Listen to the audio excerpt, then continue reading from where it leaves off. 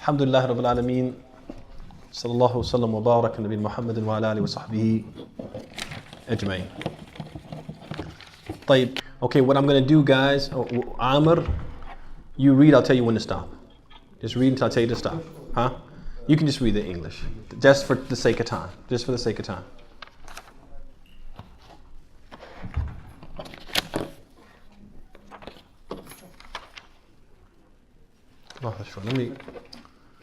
Let me get organized here. I think. Okay, go ahead. Tfadal. The Book of Siyam, fasting. Narrated Abu Hurairah radiallahu anhu, Rasulullah sallallahu alayhi wa sallam said, do not fast for a day or 2 days ahead of Ramadan, except a person who is in the habit of observing a particular fast. He may fast on that day. Agreed upon. Narrated al-Maram bin Yasir radiallahu anhu, he who fasts on a day that the starting of Ramadan is doubted has disobeyed Abu Qasim sallallahu alayhi wa sallam. Al-Bukhari mentioned it as a mu'allam, although it comes to place it back to the Prophet sallallahu alayhi wa sallam as a mawsul, and Ibn Hibban graded as sahih. طيب, alhamdulillah wa salatu wa salam rasulullah. These two ahadeeth, you can give them the heading. These two ahadeeth, you can give them the heading, fasting the day of doubt.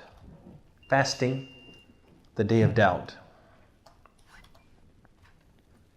Fasting the day of doubt. Unfortunately, that particular heading is not under the headings on your outline, so you can add it there. Fasting the day of doubt. So these two hadith, you can give them the heading, fasting the day of doubt. At-Tirmidhi, rahimahullah ta'ala, he said, al-amalu ala hadha عند أهل العلم كرهوا أن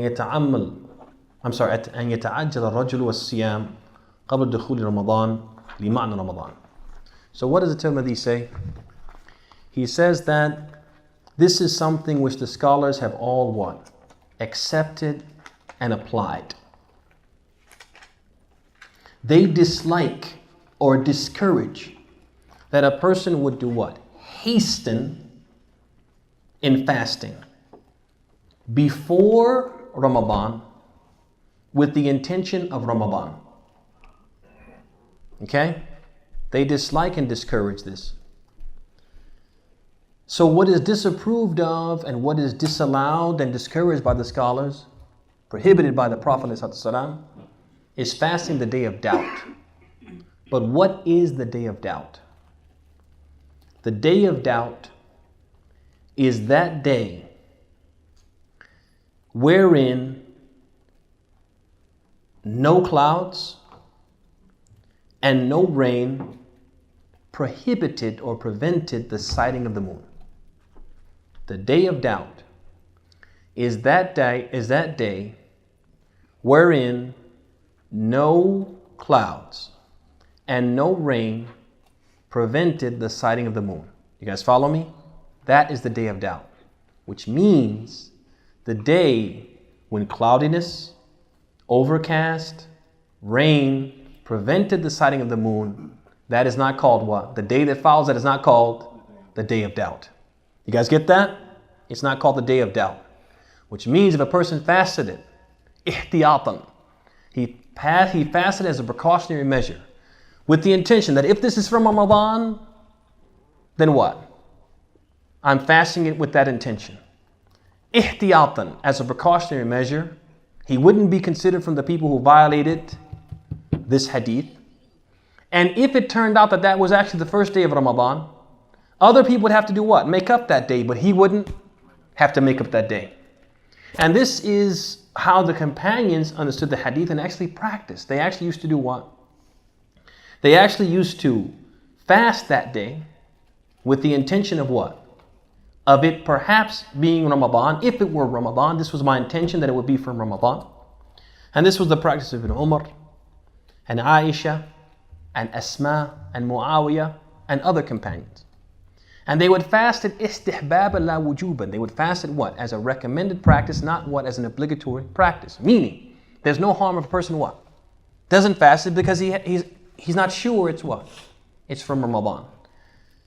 But if he fasted it as a recommended practice, as a precautionary measure, and it turned out that that was the first day of Ramadan, then that would be what? Accepted from him as such. And while other people would have to make qada, he wouldn't have to make qada. They would have to make it up. He wouldn't have to make up that day because he fasted that day. Make sense? This would be 30th of Shaban? Yes. It would be the day that could potentially be what? The 30th of Sha'ban or the 1st of Ramadan. But what prevented them from knowing for certain was what? Was overcast, cloudiness, or rain. Make sense? So we won't understand what did the Prophet intend by the day of doubt. He meant that day where no what? No cloudiness, no overcast, no rain prevented them from seeing the moon. That's the day of doubt. And that one what? You don't fast. Got it? طيب تفضل عمرو. Hadith 529, narrated by Ibn Umar, radiallahu anhu. I heard Rasulullah sallallahu alayhi wa sallam say, do not fast till you see the new moon, and do not break your fast till you see it. But if the weather is cloudy, calculate when it should appear. Agreed upon. Muslim has, if it is cloudy, calculate 30 days when it should appear. Al-Bukhari has, wait till 30 days of the previous month have passed. Another version by Abu Hurairah radiallahu anhu has, complete the calculation of 30 days of the month of Sha'ban.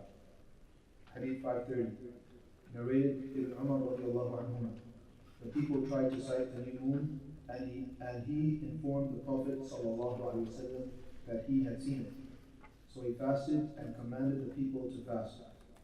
Abu Dawood reported it, and al-Hakim and Ibn Hibban graded it Sahih. Hadith 531, narrated Ibn Abbas radiallahu anhu. A Bedouin came to the Prophet sallallahu alaihi wasallam and said, I have seen the new moon of Ramadan. He asked, do you testify that there is no God but Allah? He replied, yes. He then asked, do you testify that Muhammad is Rasulullah sallallahu alaihi wasallam? He replied, yes, I do. He then said, Bilal announced to the people that they should fast tomorrow. Reported by al-Khamsa and Ibn Khuzaymah. Ibn Hibban graded it Sahih, and al-Nasa'i preferred it as Mursal. But the last hadith, first of all, these are hadith, we can give them the heading as you find in your outline, confirming the inauguration and cessation of Ramadan. Confirming the inauguration and cessation of Ramadan. That's the heading for these hadith. The last hadith was declared weak by al-Albani rahimahullah ta'ala. It was declared weak by al-Albani, the last hadith. There are some masail, some issues that we benefit from these hadith. The first one, bima tathbut al-ru'ya, the sighting of the moon. By what means is it confirmed? Is it sufficient that one Muslim would testify that he saw the moon, and his testimony alone will be sufficient for us to what? Recognize the acceptance, or recognize that the month has truly begun, and fast? The correct opinion, according to Ata, wa Shafi'i, and Ahmed, is that the sighting of what? Of one person is sufficient. And that's indicated by what? The hadith themselves. That Ibn Umar, he said, I saw the moon, I informed the Prophet, and he ordered the people to fast. Wadah? Suppose the one who testified was a woman. One woman saw the moon and testified. Would her testimony be accepted? Would her testimony be accepted? We go back to the usul, ya ikhwan. We go back to the usul, and as we mentioned, man hurim al-usul, hurim al-usul. That one of the fundamental, we said that whoever was deprived of these principles will be deprived of what? Reaching the correct conclusion. And the principle teaches us that when it comes to the matters of the deen, men and women are what? The same. And the rules and regulations for them are the same, unless we have proof to the contrary. So just like if a man testifies that he saw the moon, if a woman testifies that she saw the moon, that testimony would be what? Would be accepted. طيب. The next issue is, suppose a person was not aware that the moon had been sighted. Woke up the next morning and ate. And then during the daytime, he found out that it was what? Ramadan. He would immediately do what? He would immediately start fasting. He wouldn't continue what? Eating and drinking, because he didn't know. And now that he knows, he has to what? Respect and comply with the month. Right? But does he have to make up that day? Salim says no. Khalas, okay. Next one. So no. So he didn't know that it was the month of Ramadan.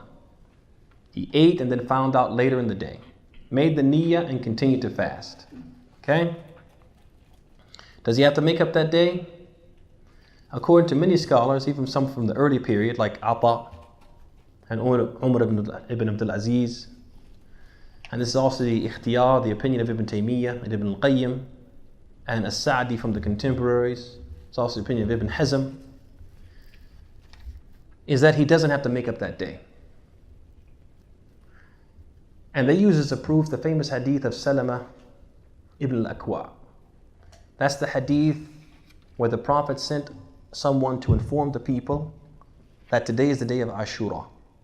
So if you've eaten, then what? Begin your fast and don't what? Eat until the end of the day. And if you have not eaten, then what? Begin your fast. So that's what they use as a proof that he doesn't have to make up that day. Because the Prophet told them, hey, if you've eaten, whatever happened before that, don't worry about it. But from the rest of the day, don't eat and count it as what? As you having fasted the day of Ashura. The second opinion is he has to what? He has to what? Make up that day. He has to make it up. And that's the opinion of Abu Hanifa, Malik, al-Shafi'i, Ahmed fi riwayah, one of the opinions of Imam Ahmed.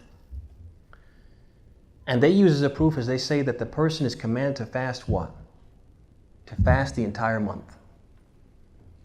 To fast the entire month, and this is what? A sa'a, an hour, 2 hours, 3 hours from the month that he didn't fast. And so it remains what? Fi dhimmatihi. It remains what?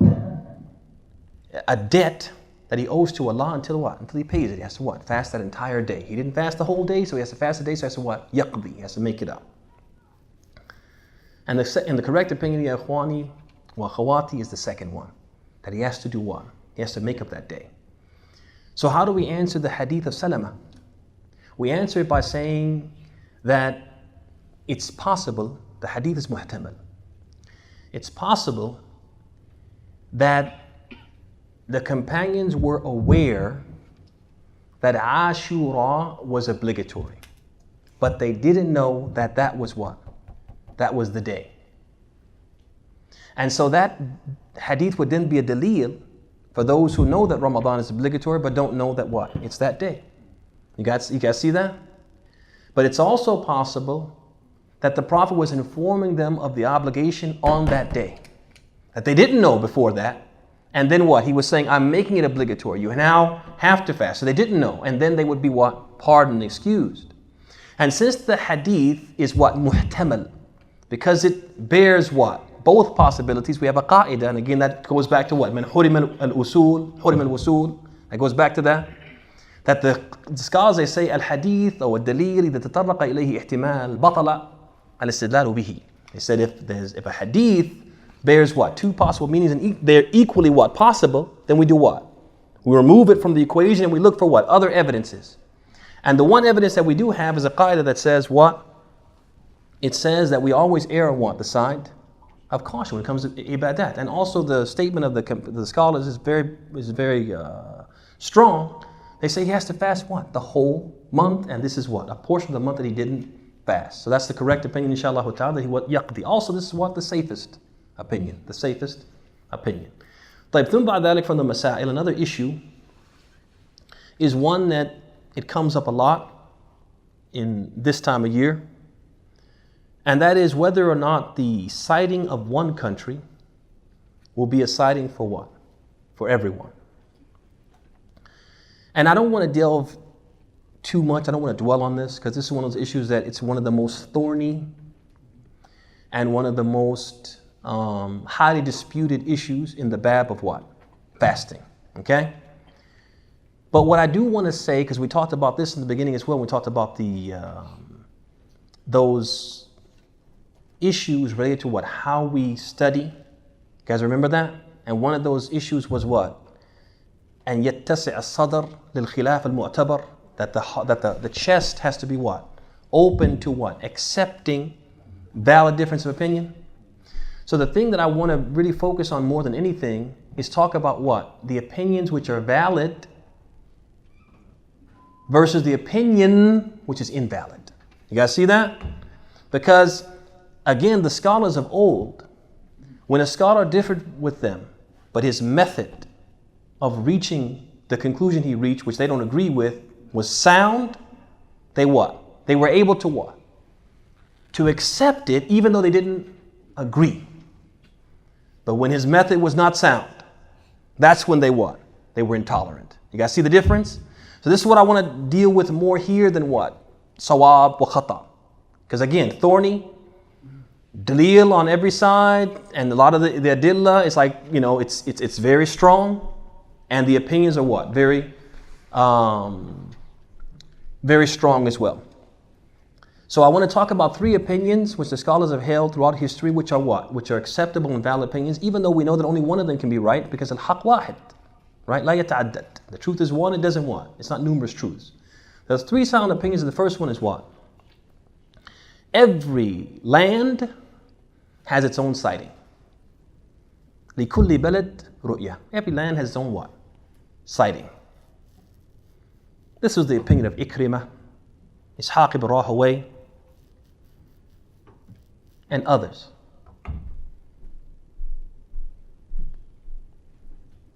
Second opinion, رُؤْيَةُ بَلَدٍ رُؤْيَةٌ لِلْجَمِيعِ.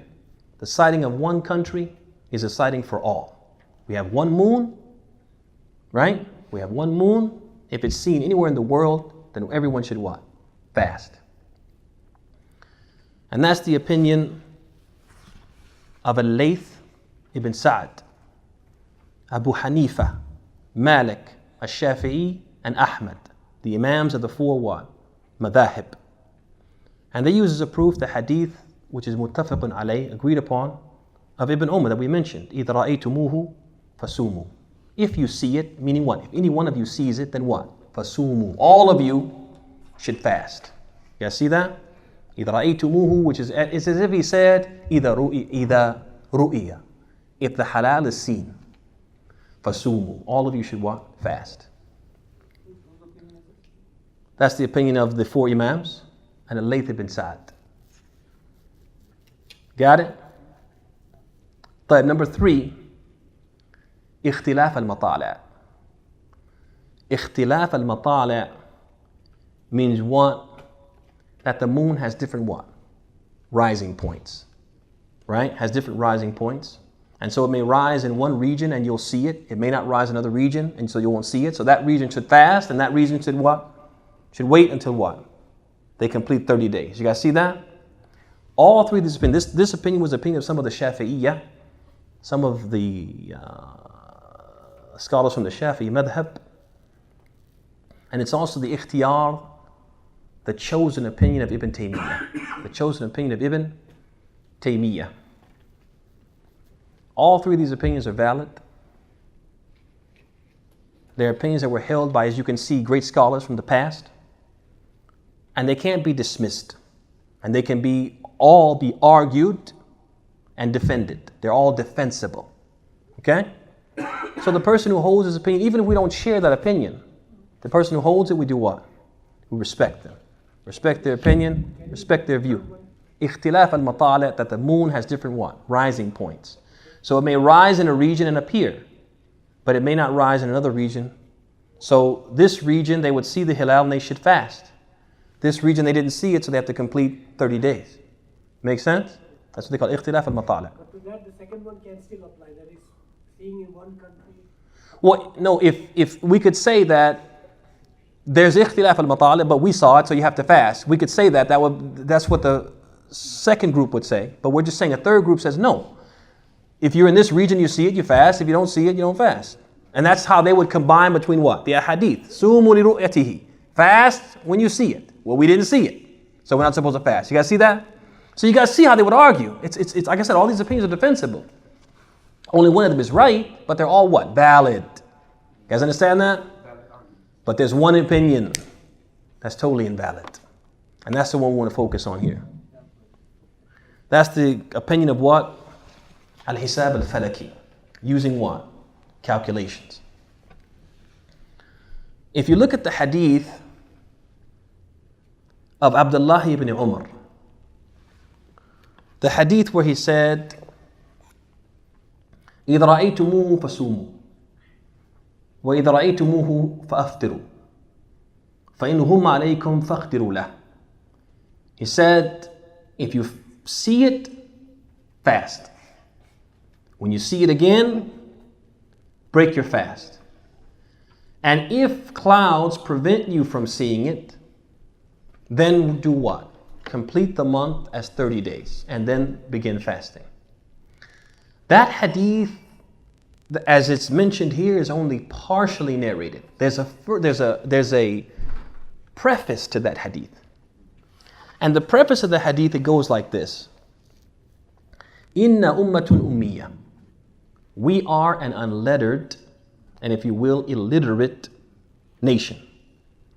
La naktub wa la nahsab. We don't write and we don't calculate. Ash-shahru hakadha wa hakadha. The month is what? 1, 2, 3, 30. 1, 2, and then what? Then you do it like this, which will be what? 29. It's either going to be 30 or 29 days. Okay? So now, here the Prophet ﷺ is indicating that the Muslims should never do what? Never use calculations to determine the beginning and end of their month. Because when you put the first part of the hadith, when he said, we're an illiterate nation, we don't write and we don't what? We don't calculate. A month is either what? 30 or 29 days. Then he said what? Sumu li ru'yatihi. Or idha ra'aytumuhu fasumu. If you see it, then what? Fast. You don't see it, then what? Count the month as 30 days. You guys see that? So when you put the two together, it's as if he's saying what? The way that you go about your business, O Muslim, is that you realize that what? A month, the month prior, and the actual month are going to be either what? 30 or 29 days. Look for the month. If you see it, alhamdulillah. You don't see it, consider the month 30 days. You guys see that? He simplified it. And he said we shouldn't calculate. Also, we know that calculations existed during the time of the Prophet. Why? Because he said, نَحْنُ أُمَّةٌ أُمِّيَّ لَا نَكْتُبْ وَلَا نَحْسِبْ. We're people who don't calculate. But there are other people who what? Who do. So he's not mentioning something that they're like, well, what is that? It's not like he said, we're people who don't have cell phones. You guys see what I'm saying? He's not mentioning something that doesn't exist. He's not mentioning a technology which is what? Which is after their time, that they've never come across. No, there are people who do this. You guys know what I'm talking about. You know what al-hisab is, but we don't do that. You guys see that? So it's something that existed during his time. And he didn't say, we are the people who what? We don't count. We don't do calculations, but there are other people who do, so what? So ask them. Consult them. You guys see that? He could have said, Is'alu ahl al-hisab.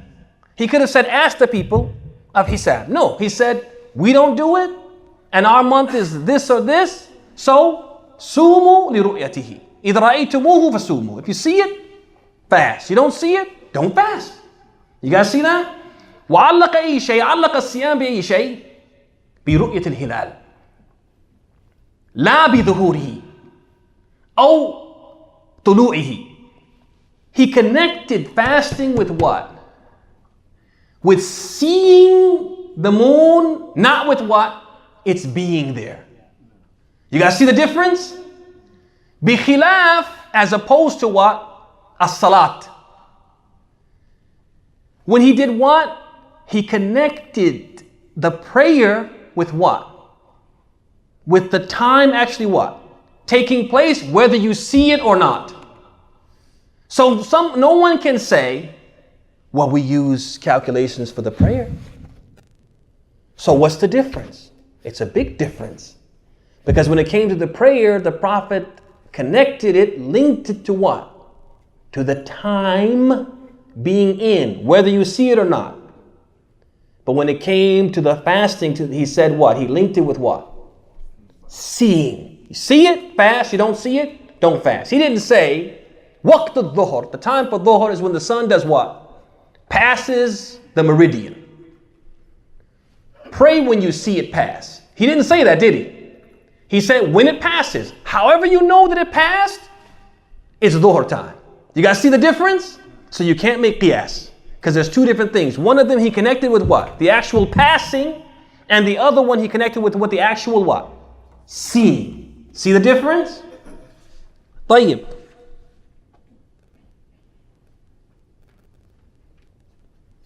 So now, al-hisab al-falaki, these calculations are not acceptable. One second, sweetheart, just let me do this and I'm going to come to you, okay? So now, this hisab al-falaki, these calculations are not an acceptable method for three main reasons. The first one is the hadith, the statement of the Prophet, which is a clear text indicating what? Don't use it. Don't use it, because he said, we don't what? La nahsib, we don't calculate. We don't do that. A month is either this or this, right? And he wa'allaqa ash-shahr, he linked the beginning of the month with what? With the sighting. The second reason is what we said earlier, and this is important, why I gave you this muqaddimah, that preface about the how do we study the ahkam, as-sunnah tarkiyah, the sunnah of abandonment. The Prophet himself, what? Was able, what? Remember we said, if there's something that the Prophet needs to do, there's some benefit in him doing it, and there's nothing stopping him from doing it, but he chooses not to do it, then doing that thing is what? Is bid'ah. And leaving it is actually the sunnah. So here's the Prophet who he needs to determine what? The beginning and end of the month. And al-hisab al-falaki, this astronomical calculations, would have been useful. So there was some benefit in using it. When we say he needed to use it, it means what? There was some benefit in using it. But he what? Didn't use it, although there was nothing stopping him from using it. It was available. Even if they don't know it, other people know it. So the fact that it was needed, nothing stopping him from using it, but he didn't use it, indicates what? Using it is what? Bid'ah. So another reason why we say that as al-hisab al-falaki is not acceptable is what? A sunnah at-tarkiyah, the sunnah of abandonment. The Prophet abandoned it on purpose. The last reason we say al-hisab al-falaki is not acceptable is al-ijma', the agreement of the scholars, the agreement, consensus of the scholars, that these calculations are not an acceptable way to determine the beginning and ending of the month.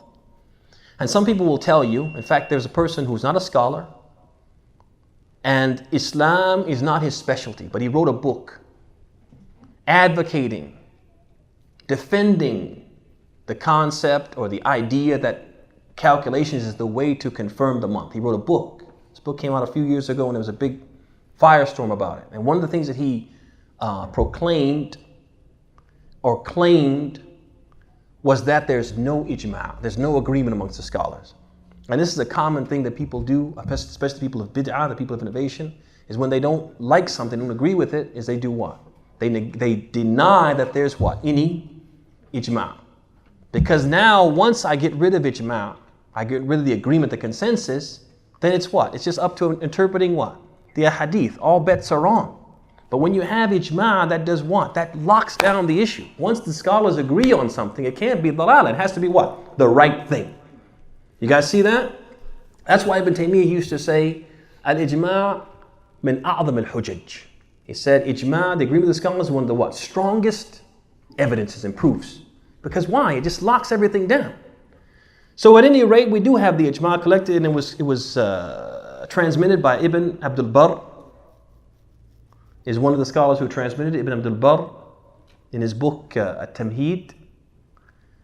And also al-Baji, mentioned by Ibn Hajar when he discussed this issue. He mentioned the ijma' of al-Baji and Fath al-Bari. And Ibn Battal also mentioned it. Was-San'ani also mentioned the ijma' transmitted by al-Baji. And all of them mentioned it or transmitted it muqirrina lahu, agreeing that what? This is the case. The scholars are agreed. There's no difference of opinion. Got it? So those are the three reasons why we say what? Al-Hisab al-Falaki is not acceptable. Make sense? And it also goes to show that it probably calculations were there even then. Well, we know they were there because he said, La nahsib. We don't count. Make sense? طيب. Do we need to stop because it's 6? Or can we go a little longer?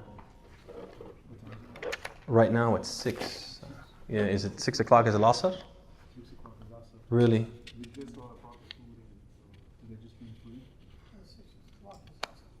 Do you want to stop? Do you want us to stop, your Shaykh? Up to you guys. How much more? Well, I just want to do a little bit more so that when we finish the dinner, we'll be able to finish the ahadeeth. So can we go to maybe a quarter after? And then pray? Allah Azza khair, Shaykh. Allah Azza khair. طيب. Okay, go ahead, Amr. Hadith 532, narrated by Hafsa, radiallahu anha, mother of the believers. The Prophet sallallahu alaihi wasallam said, "No fasting is accepted from the one who does not commit his intention to fast before dawn." Reported by Hamza, At-Tirmidhi, and Nasa'i, preponderate it as mawquf. Ibn Khuzaymah and Ibn Hibban authenticated it as marfu'. Okay, so the correct... No, you're going to be good, Amr. I just need to make this comment. So the correct takhrij, the correct statement about the hadith is that it is mawquf, meaning it is a statement of Hafsa, not the statement of the Prophet. It still remains a hujjah, it still remains a proof, right? Because Hafsa cannot say something like this unless she heard it from the Prophet. She can't say something like this unless she heard it from the Prophet. So it's still authentic, it's still a hujjah, but it's just her statement and not the statement of the Prophet. Go ahead, Amr. Ad-Daraqutni has, no fasting is accepted from the one who does not make the intention to fast at night. Hadith 533, narrated Aisha radiallahu anha. The Prophet sallallahu alaihi wasallam came to visit me one day and asked, "Do you have anything to eat?" I said, "No." He said, "Then I am fasting." Then he came to me another day and I said, "I have been given a present of some haste." He said, "Show it to me, for I had began the day fasting." Then he ate. Reported by Muslims. Mumtaz. Okay, this one, these two ahadith, you can give them the heading as you see in your outline. Intention and resolving to fast before dawn. Intention and resolving to fast before dawn. If you look at the ahadith, they give you the impression that there's a contradiction, or they appear contradictory, don't they? There's no fasting for the one who does not have the fast, or does have the niyyah to fast before dawn. But then the Prophet ﷺ, he came to one of his wives, Aisha radiallahu anha, and he asked, "Did they have anything?" She said, "No." He said, "Then what?" "I'm fasting." Munshi'un ni'at as-sawm. Now I'm what? Initiating the intention to fast. You guys see that? Gives you that impression, doesn't it? And then the next one, he comes and he says, "Do you have anything?" And she says, "Yes." And he says, "Okay, give it to me because I had begun the day fasting." So it seems on the surface that there's what? That the two are contradictory. But know that the Quran will never, part of the Quran will never contradict part of the Quran. Likewise, the ahadith, the authentic ahadith, the Messenger of Allah will never what? Contradict each other. Know that. So whenever there's a contradiction or apparent contradiction, we always have to do what? Take a step back, look at it again and see where we may have what? Misunderstood. So how do we reconcile between the two hadithain, the two hadith? The first one is talking about the obligatory fast of Ramadan. That you have to, the night before the dawn, some point during the night, you have to make the intention to fast the next day. And this intention, as we said earlier, could occur by you what? Having that what? That resolve, making that resolution to fast. Or by doing something which indicates that you have that resolution, like akalat as-suhoor, taking your what? Your suhoor, or setting your alarm clock to wake up for suhoor. All of that is indicative, or taking out what? I want some lamb chops for suhoor. So you take out what? The lamb chops, so they'll what? Defrost. You guys see that? When you take that out with that intention, then what? That becomes what? The resolve. All those indications of what? The resolve. So when it comes to the obligatory fast of Ramadan, you have to have the niyyah every night before what? The next day. And that's the meaning of the hadith of Hafsa. There's also a similar narration from Ibn Umar to the same effect. And there's no fast, regardless of in Ramadan or outside of Ramadan, without what? A niyyah. Bil ijma'. No fast without niyyah. But the question is, when do you have to have the niyyah? The obligatory fast, you have to have it what? The night before. And that's the opinion of Malik, al-Shafi, and Ahmad. And they use the narration of Hafsa and Ibn Umar. Abu Hanifa, he says, Laysa lazim. It's not necessarily necessary. You can have the niyyah anytime during the day, and he uses what? The hadith of Salama ibn al-Akwa, the one about Ashura. But remember what we said, that hadith is what? Muhtamal. So we go back to what? The statement of Ibn Umar and Hafsa. Also, that's what? Safer. Safer to have the niyyah beforehand. Tayyib. All right, what about the non-obligatory fast? Suppose I'm just going to fast. I wake up one day, I decide, look, I just want to fast today. But it's already what? 8, 9 o'clock. I didn't have the intention beforehand. Well, that particular one, it appears that you can do what? You can start the niyyah from what? From that time. And that's because of the hadith of what? Aisha. But some of the scholars said, no, that hadith is also what? Muhtamal. It's what? It has two possible meanings. Could be that when the Prophet came and said, do you have anything? And she said, no.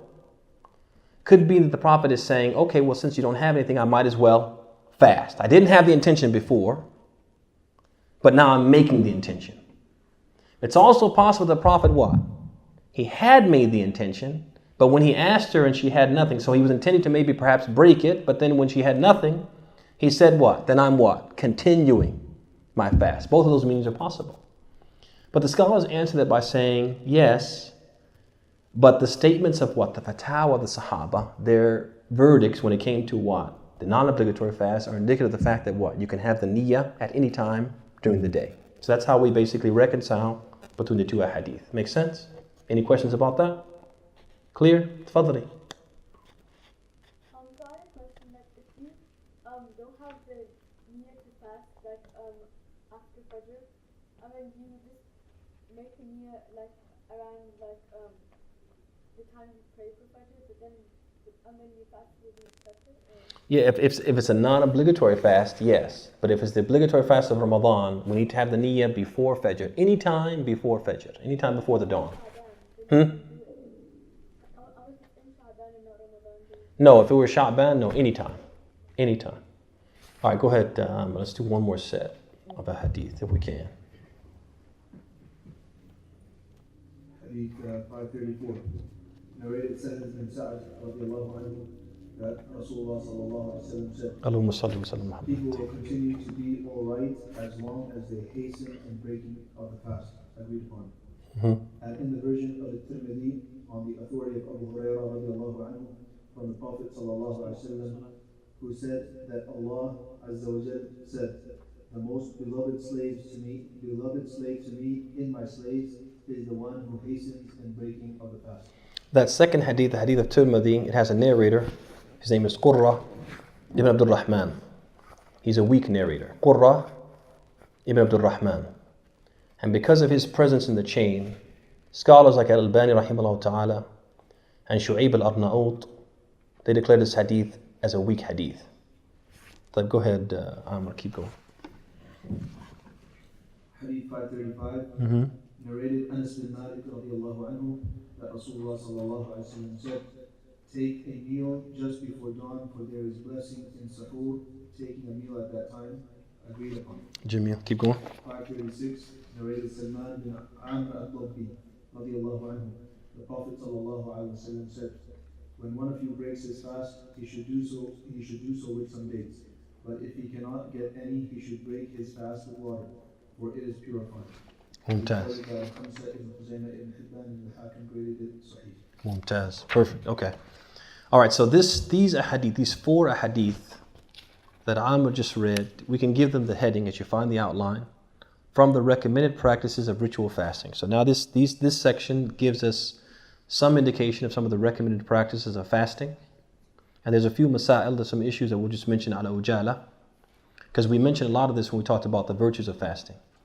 So the first thing is istihbab ta'jil al-fitr. These ahadith, they teach us that what? One of the virtues, or one of the things that is very meritorious when we're fasting, is that we hasten what? We hasten breaking the fast. It also lets us know that the suhoor, this meal that we take, is mustahab. We get a reward for taking this meal. And if you notice, the Prophet said, he said, tasahharu. This is an imperative. He said, take this meal. This is an imperative. And using imperative indicates what? That something is obligatory. But the sarif, the thing that tells us that this is not obligatory, but it's highly recommended, is the ijma', the agreement of the scholars that it's what? Recommended and not obligatory. This ijma' was transmitted to us by Ibn al-Mundhir, I'm sorry.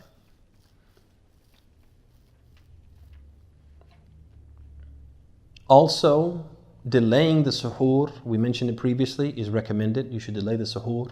And we mentioned the hadith of Anas on the authority of Zayd ibn Thabit about that. And the last thing I want to mention here is that the Prophet said, فَإِنَّ فِي السُّحُورِ barakah, that there is a blessing, there is barakah in the suhoor. So what is this barakah? What is the barakah in suhoor? The barakah in suhoor is one of 2 things, or possibly both of them. Is that it is the thing which distinguishes our suhoor, the meal that we take, is the thing which distinguishes between our siyam and the siyam of Ahl Kitab.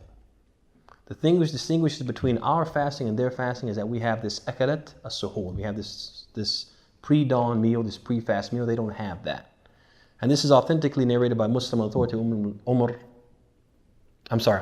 ibn al-As, that the Prophet ﷺ, he said, فَصْلُ مَا بَيْنَ سِيَامِنَا وَسِيَامِ أَهْلِ الْكِتَابِ أَكَلَتْ السُّحُورِ. The thing which distinguishes between our fast and the fast of the people of the book is this pre-dawn meal. We have this, they don't have it.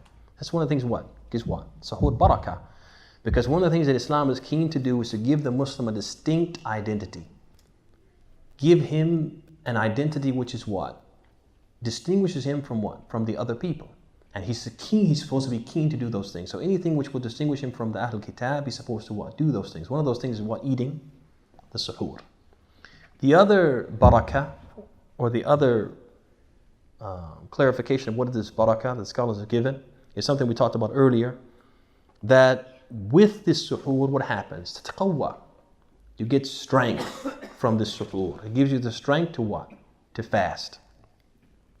And so that is the barakah that is contained in suhoor. Is what? The quwwah, the strength that it gives you to fast. So that's the other barakah. طيب. And I think we'll stop there, 6:15. Okay, we're good. We'll stop there. And I think we're in a good place. So, هذا وصلى الله وسلم وبارك على محمد.